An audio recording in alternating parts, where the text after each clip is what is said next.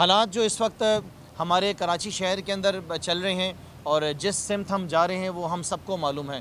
और अब वक्त यह आ गया है कि जितनी भी एसोसिएशंस हैं, जितनी भी ताजिर इत्तेहाद हैं पूरे कराची की, देखें कराची का जो लफ्ज़ मैं बार बार इस्तेमाल करता हूँ वो मैं मजबूर हूँ कि मेरे पास मेरी ज़बान से वो लफ्ज़ बार बार निकलता है, क्योंकि कराची की हम नुमाइंदगी कर रहे हैं यहाँ पे, कराची के बेटे हैं हम, और कराची ही इस पूरे मुल्क को इस वक्त जो है वो चला रहा है। वज़ीर आज़म साहब से कल हमारी एक मीटिंग हुई थी और उस मीटिंग के अंदर हमने वज़ीर आज़म साहब को बताया कि कराची शहर के ऊपर इस वक्त किस तरीके से जुल्म किया जा रहा है, किस तरीके से कराची की गर्दन को जो है वो दबोचा जा रहा है। रोज़ाना की बुनियाद पे दुकानदारों को, कारोबारी लोगों को किस तरीके से मज़दूर तबके के हालात बुरे होते जा रहे हैं।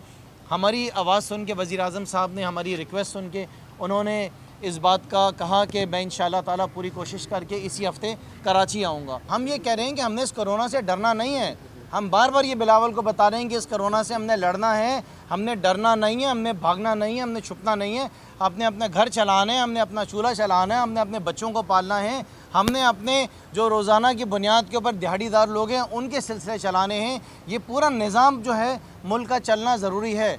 सो लिहाजा जो बीमारी है, जो परेशानी है वो है, उससे मुकाबला करना है। आप SOPs बनाएं, SOPs को फॉलो करना है। आप SOPs नहीं बना सकते, आप इस काबिल नहीं हैं, आप हमें बताएं, हम SOPs बनाते हैं। बार बार वफाक को ये बताया जा रहा है, बार बार गवर्नर साहब को ये मैसेज दिया जा रहा है कि हम SOPs बना रहे हैं, SOPs बना के वफाक को देंगे, वफाक उसके ऊपर जो है अपना फ़ैसला कर रहे।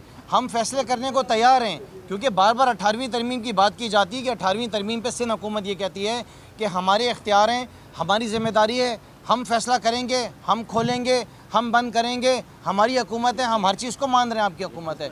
लेकिन लोग यहाँ पर सिसक सिसक के मरें, यहाँ पे लोगों के कारोबार बंद हो जाएं, लोगों के ऊपर जुल्म किया जाए, तहरीक इंसाफ उसके ऊपर खामोश नहीं बैठ सकती। वो हमारा राइट है, हम आवाज़ उठाएंगे। हमें अदालतों में जाना पड़ा, हम अदालतों में भी जाएंगे तमाम ताजर बरादरी के साथ। ये इनके जो मिनिस्टर्स हैं ना, ये बेसिकली इस वक्त चमचे हैं बिलावल के, ये बिलावल जरदारी के और मुराद अली शाह साहब के चमचे हैं। ये मैंने पहले भी कहा कि इस आवाम को ये लीडरों के चमचों की ज़रूरत नहीं है। आप आवाम के चमचों को अपने मिनिस्टर बनाएं, आवाम के चमचों को अपने एडवाइज़र बनाएं।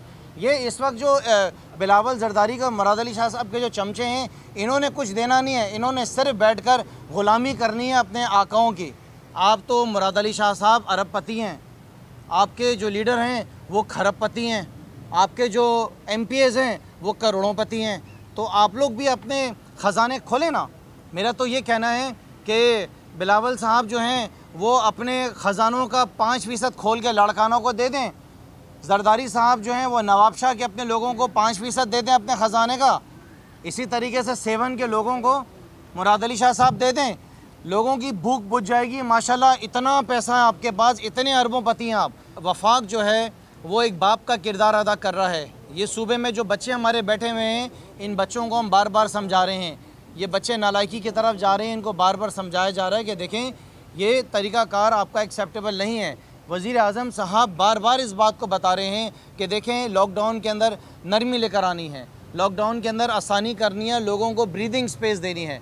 अब आप अंदाज़ा लगा लें कि जब बच्चे बात नहीं सुनेंगे तो घर का बड़ा फिर क्या करेगा। ऑप्शंस मौजूद हैं, वो एक ही ऑप्शन है जो कि इस्तेमाल किया जा सकता है। हम उस तरफ आना नहीं चाहते हैं, कोई गैर आइनी काम नहीं करना चाहते, कोई गैर जमहूरी काम नहीं करना चाहते। बार बार वार्निंग दी जा रही हैं, बार बार वार्निंग दी जा रही है सिंध हुकूमत को कि सिंध के लोगों की मदद करो।